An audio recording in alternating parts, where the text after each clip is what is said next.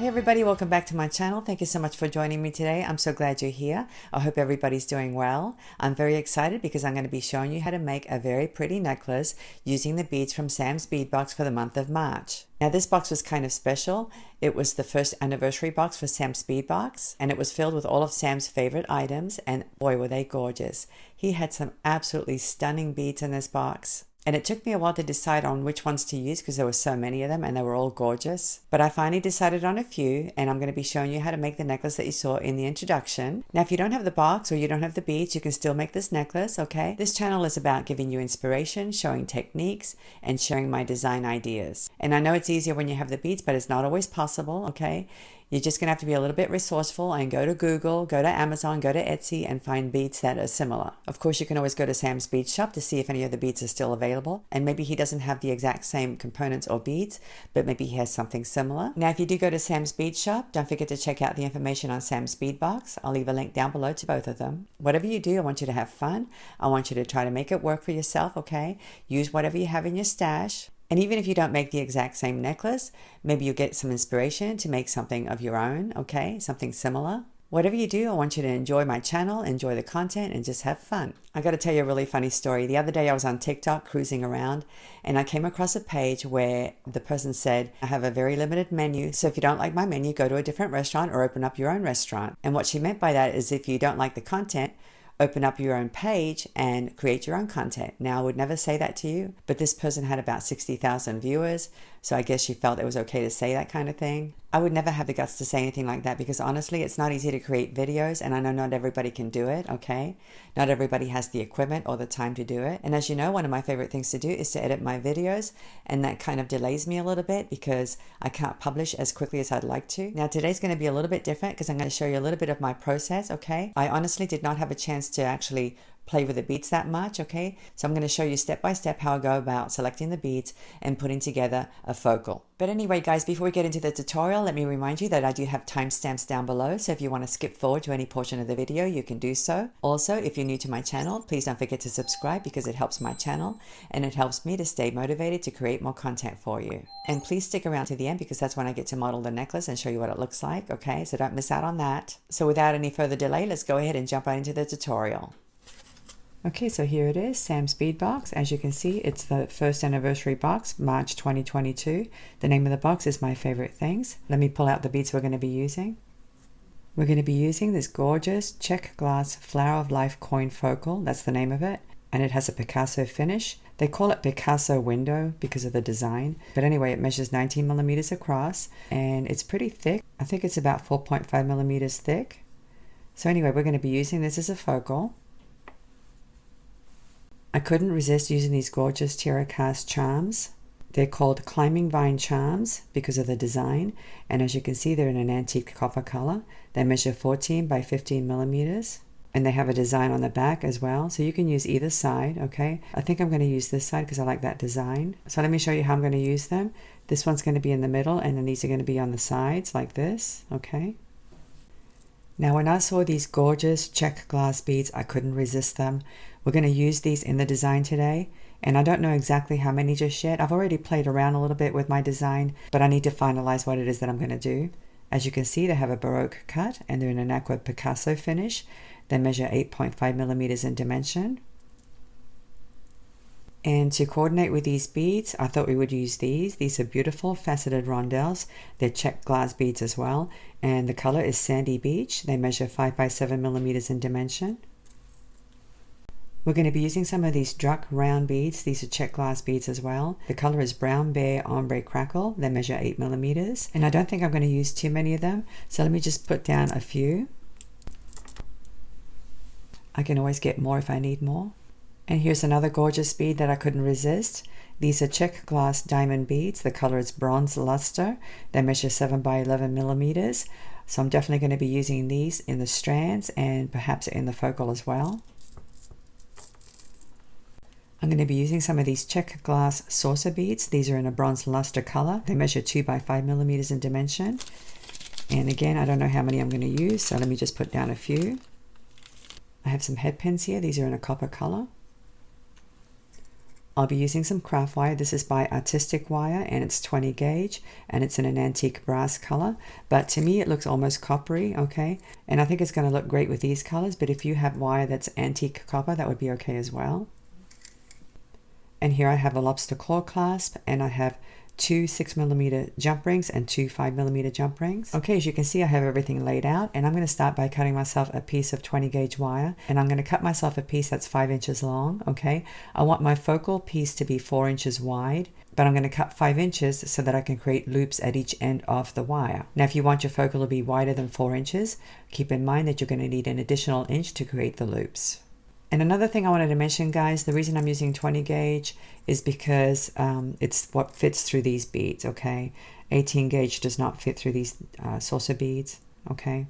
So whenever you're creating focals or beaded components, you need to take that into account and you need to test the beads before you actually go cutting the wire. But 20 gauge holds its shape pretty well, okay? I'm not too concerned about it. And I am going to do simple loops. I normally don't use anything thinner than 20 gauge when I'm doing simple loops. So if you have wire that's thinner than 20 gauge, you'd be better off doing wrap loops, okay? So let me go ahead and cut myself a 5-inch piece. Now you want to cut your wire using the flush side facing the piece that you're going to be using, okay? Like this. And now I'm going to cut this side as well using the flush side so it's nice and straight. So there's my 5-inch piece. If you see any irregularities, you can smooth them out, but it's okay to have the curve. We're going to keep the curve. We're not going to straighten it out. So now that I've cut my wire, I'm going to put it down for the time being so that I can decide what to do with these beads. Now my idea is to have this one in the center, like I said before, and then have these on either side, and perhaps have a couple of these, like that. And these are all going to be the charms on the bottom of the focal, okay? So now I have to decide what I'm going to put in between the charms to space them out. And I'm thinking about using these gorgeous Czech beads with the aqua. I just love them. They're so gorgeous. Now, one of the things I like to do is to use a product that I actually carry in my Etsy store called a magic rod. And I use it to arrange my bead patterns and designs before I load anything onto wire or thread, okay? Now, obviously, you don't have to do it that way. You can use a beading board or you can simply load it directly onto the wire that you just cut, okay? I don't like to do that because I don't like to handle what I'm going to use as the finished product. Believe it or not, when you handle it too much, you end up leaving a lot of oils and things from your skin. And so I try to minimize handling of wire. Plus this wire has a finish on it, okay? So if you load and offload beads too much, you could wear off that finish. And I don't like to do that for my finished product, okay? I like to arrange my beads on something different and then load them onto the wire that I'm going to use for the finished product. So that's another reason why I use my magic rods, okay? But like I said, you don't have to. In fact, you could just keep one of these as a piece of scrap wire for testing purposes, okay? If you want to test your bead patterns. That's what I used to do before I developed the magic rods. But here's one of them in case you're curious, okay? I like them because they can hold everything from seed beads to bead caps to nuggets. And then I can bring everything up close using these stoppers to get an accurate measurement, okay? And that's one of the benefits of magic rods. So anyway, I'm going to show you how I use this so you can get some idea. And like I said, this is completely my own method, okay? I don't want you thinking that you can't do the project if you don't have one of these.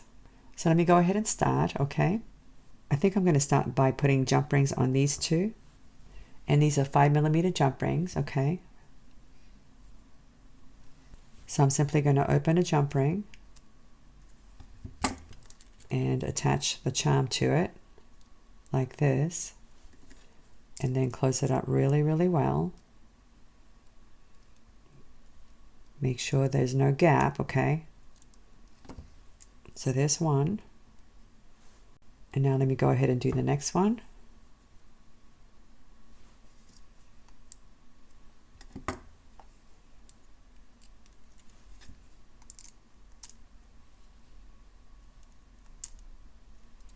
So here's my other one.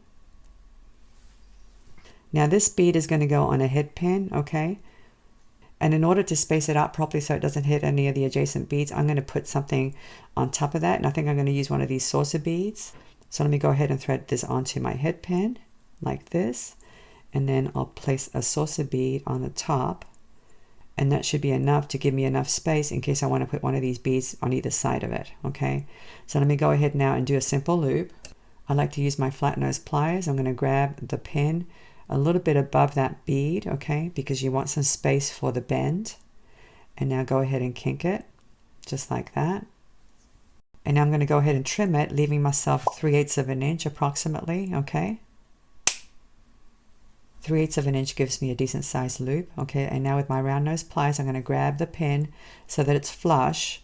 And I know basically where to have it on my pliers, okay. That's something you're going to have to test out, guys, okay, and figure it out on your own. Once you figure it out, you can mark your pliers with some markers so you can have consistent loops, okay? But I've been doing this so long that I know basically where to put the pin, okay? So now I'm going to go ahead and loop it.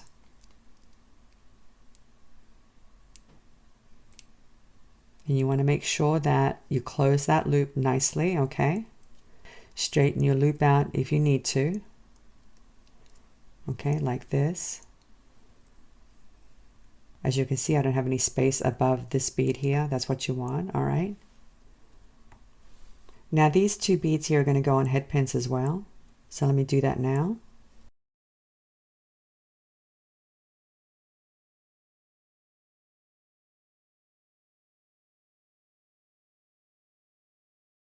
So there's that one now. Let me remove these head pins. We don't need these anymore. All right, so now we're going to go ahead and arrange some beads on this rod.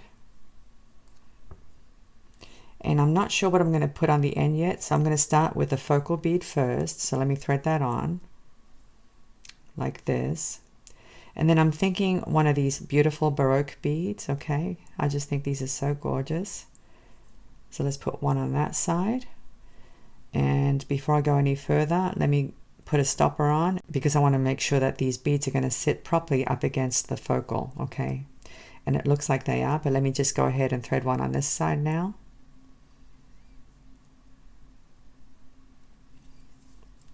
And let's take a look. I think it's going to work just fine. If I hold the beads like this, it looks like they sit snugly above that saucer bead, okay? So I think it's going to be just fine like this. As you can see, there's enough spacing there for that gorgeous Picasso window bead. So let me go ahead and load more beads. I love these large beads, so I'm going to load another one on this side, like that. And now I'm going to load one of these charms, okay, and see what that looks like. That looks okay, but I think what I need to do is add something on either side of that jump ring. So I think I'm going to add one of these saucer beads on either side of the jump ring. And now let's see what this looks like. I like that very much. And now I'm wondering if I should have added the same beads here. Let me test it out and see what that looks like, okay? So let's go ahead and add a saucer bead, then the focal, then another saucer bead, and then these Baroque beads.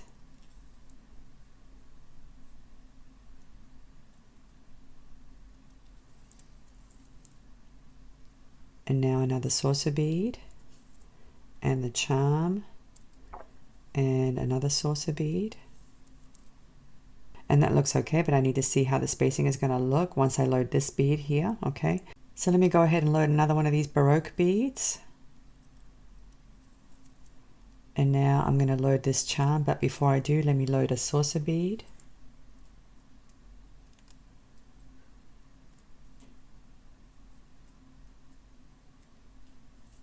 The charm, and then another saucer bead. And let's take a look. It looks okay, but I'm not liking the spacing very much, okay? As you can see, there's a lot of space between the focal and this charm. So I think what I'm going to do to space them out properly, I'm going to remove these two saucer beads, okay? So let me go ahead and put a stopper on this end so I don't lose the beads. And now I'll switch to this end. Remove the two saucer beads in the middle. And I'll just have the focal without the saucer beads, okay? It's all about the spacing, guys, all right? I know it makes sense to have saucer beads on either side of it, but to me, the spacing is more important. So let me go ahead and load another Baroque bead, just like I did on the other side. And that looks a little bit better to me, okay? The spacing looks a whole lot better now. So let me go ahead and finish this side. I'll add another saucer bead. And then the charm bead, make sure that it's facing the same direction as the other one. and then another saucer bead. Okay, that looks good. And now a Baroque bead.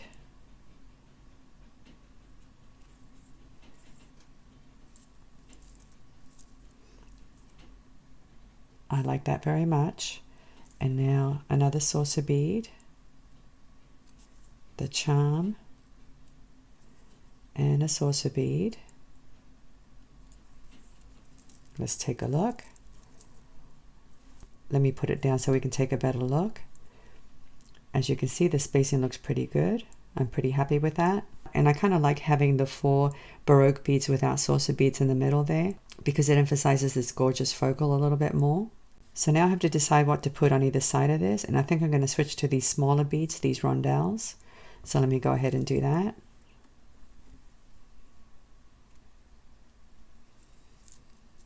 That looks really good. I love that. And now to finish it off, I want to use one of these diamond beads. Let me put a stopper on and I'll finish the other side as well.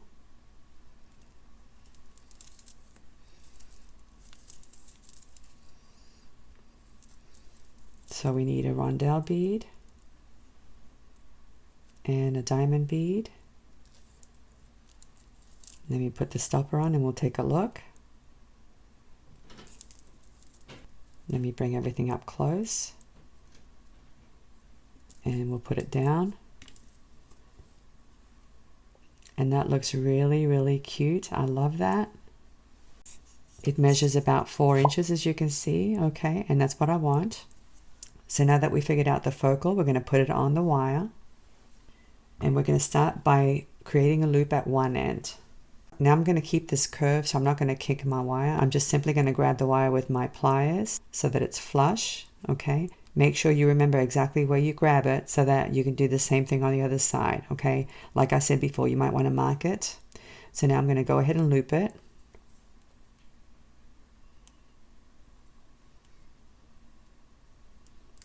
Just like that, okay? And because we cut the wire nice and flush, it should close pretty well, okay? And you should try to do that whenever you do simple loops, guys, okay? All right, so let's go ahead and thread these beads on. So now I'm just going to remove the stopper and I'm going to thread the beads on.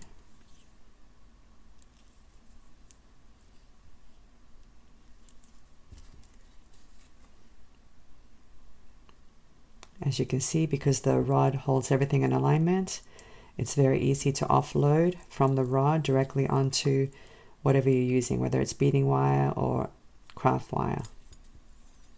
The only thing you have to be careful with are your bead patterns. You want to make sure you maintain the integrity of your bead patterns, okay?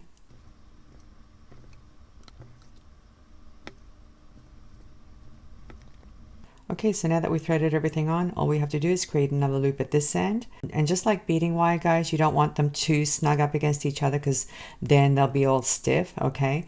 You want them to have a little bit of freedom, a little bit of movement, but you do want to eliminate spaces, okay? So now we're going to go ahead and cut the excess wire. And you want to leave yourself the same amount of wire that you had on the other end, okay? And again, you don't want them too tight, okay? So now let me go ahead and form a loop at this end.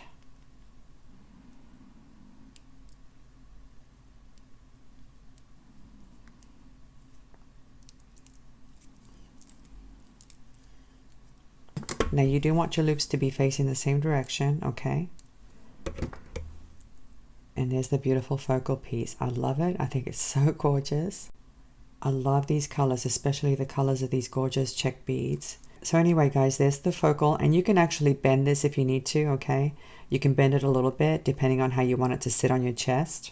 Now to finish off the necklace, I think what I'm going to use are these two for the strands, okay? These rondelles and these diamond beads. So let me go ahead and remove the rest. So let me show you what I had in mind for the strands. I'm thinking about putting a rondelle, a diamond bead, a rondelle, a diamond bead, and so on. Same thing on the other side. And I'm going to use 20 gauge wire. So here's my 20 gauge wire, okay? And I'm going to cut myself 1.5 inch pieces. You could probably get away with less for these smaller beads, okay? But if you're a beginner, I recommend 1.5 inches, okay? We're going to be doing simple loops. Now before you cut your wire, it's a good idea to straighten it out the best way you can. And so I'm just going to go ahead and cut a bunch of them.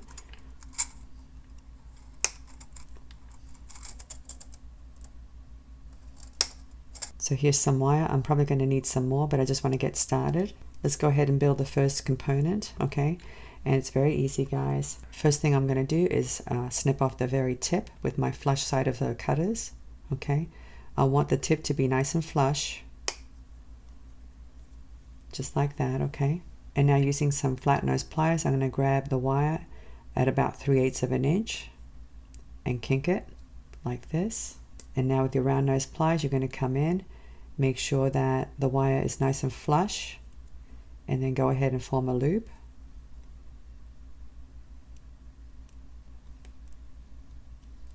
You want to make sure it's nicely closed, just like that, okay? And now let's go ahead and thread on a rondelle. Bring it down like this, okay? Grab the wire a little bit above the bead, and you want to line up the bottom loop, and then go ahead and kink your wire. Snip off the excess, leaving yourself 3/8 of an inch. Grab the wire with your round nose pliers and loop it.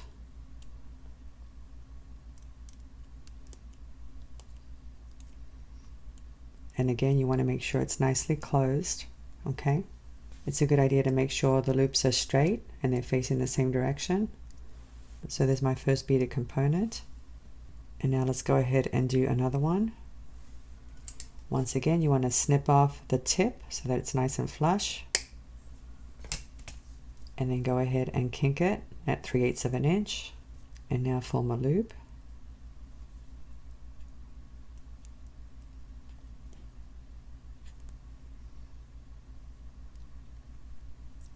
Straighten your loop out and make sure it's nicely closed like this. And let's go ahead and thread on one of these diamond beads now. Okay. Grab the wire at the top of the bead, line up the bottom loop, kink it, snip off the excess, and form a loop at this end.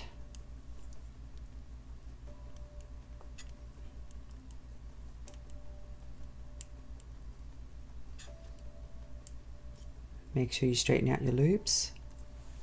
And here's my second beaded component, okay? So I'm going to keep building these. I'm going to alternate the rondelles with the diamonds. I'm not going to link it just yet. I think I'm going to build 6 components on this side and 6 on that side. So let me go ahead and do that. I'm going to speed up the camera and I'll meet you back.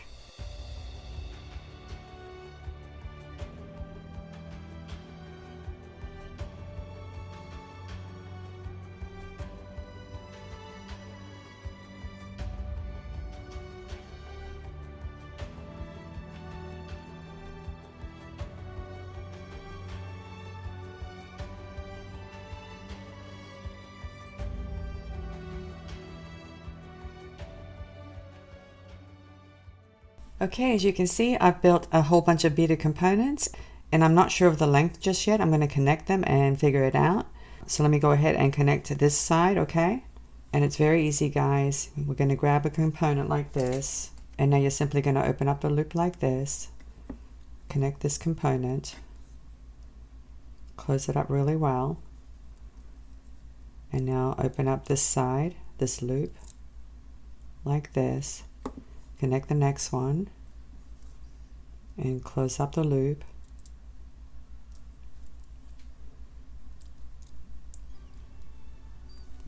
It couldn't be any simpler, okay? You just want to make sure your loops are nicely closed. All right, so I'm going to continue to connect these, and then I'll connect the ones on this side and we'll measure it.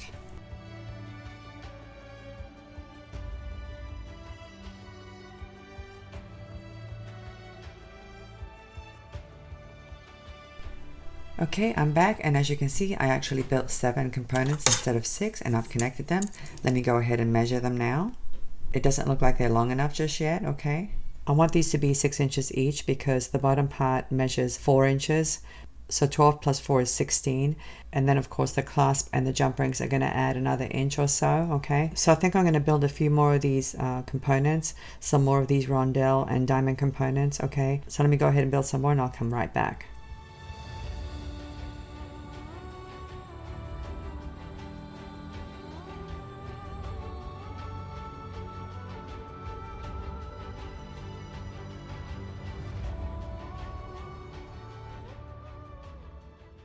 Okay, as you can see, I added a few more components.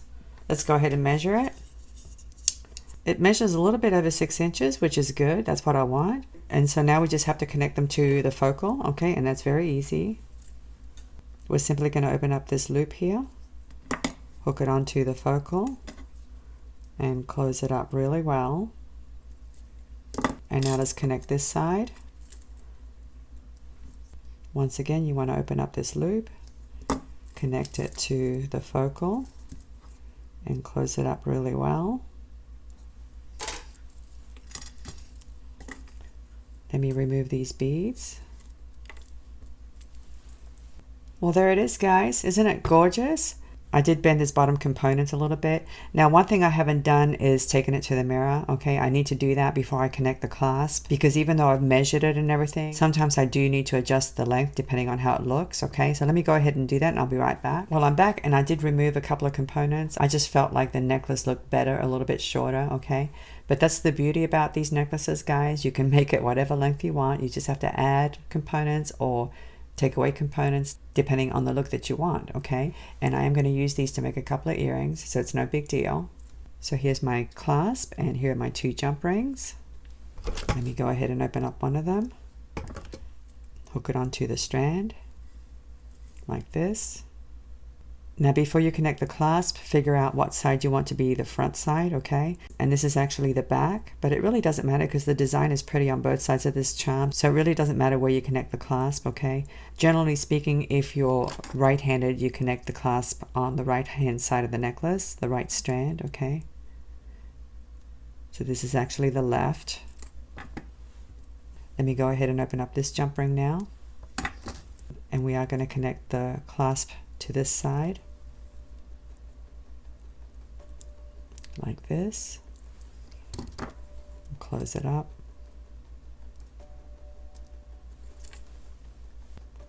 So we're done with this necklace and I think it's beautiful. Let me flip it around to the front side.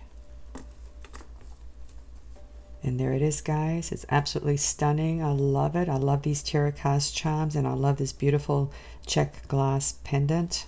And of course, I love the colors. I love what Sam and his team did. Okay, I give them full credit for selecting the beads. The combination of the aqua blue and the copper and bronze tones is absolutely gorgeous. I love it. As always, I'm going to go ahead and put it on and show you what it looks like.